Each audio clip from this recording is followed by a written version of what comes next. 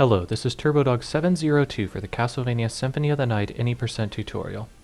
In this section of the tutorial, I will be covering one of the death skip options involving using a spell, the spell death skip.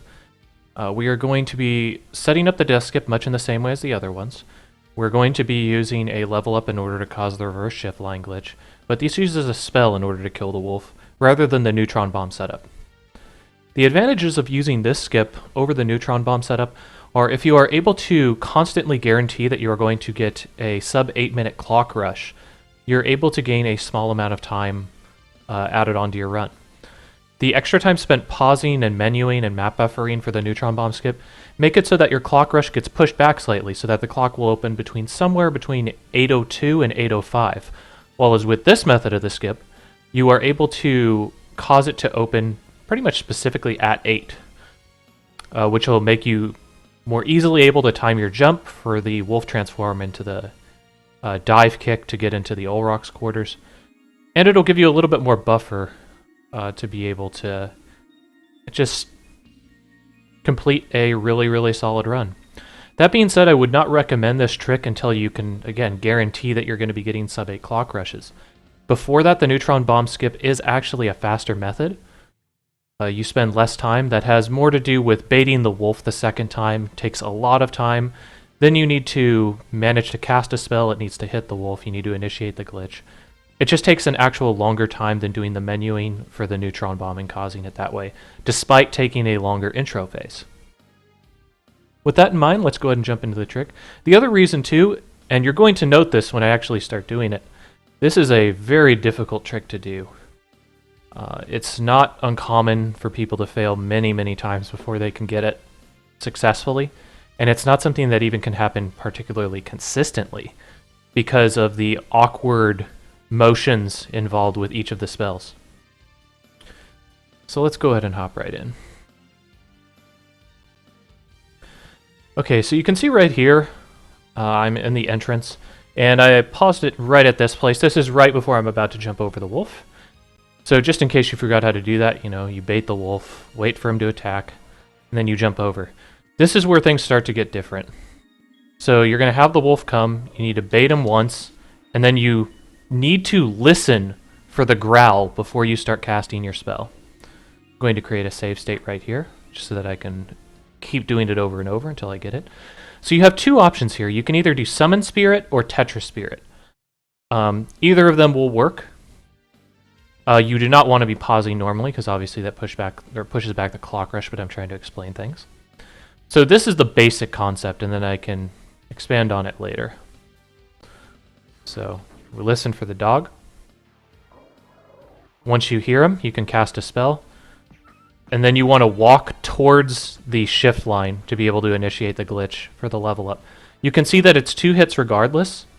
And as I mentioned, you can do either Summon Spirit or Tetra Spirit. So, 1, and I crouched. Nice job, me.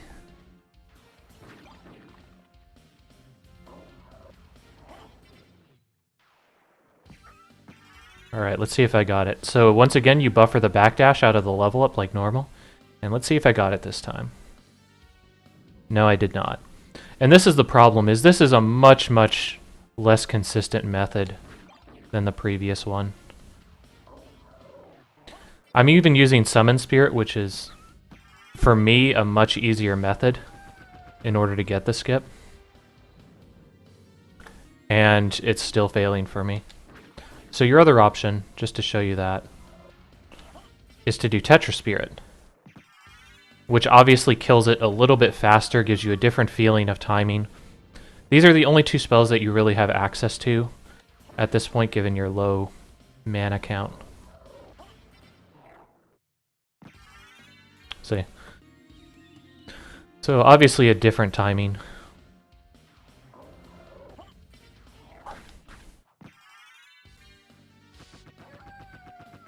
And also much harder.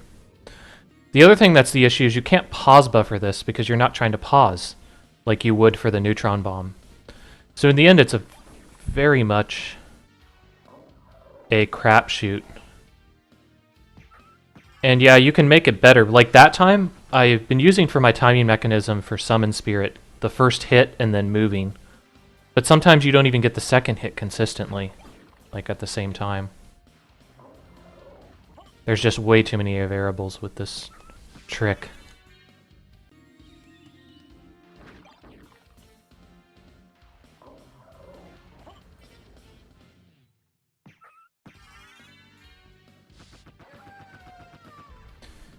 And hopefully this should give you an idea why you shouldn't be trying this trick until it's absolutely necessary. I remember when this was first discovered, I put in 200 attempts up to this point and only got it twice. That time I successfully managed to get through.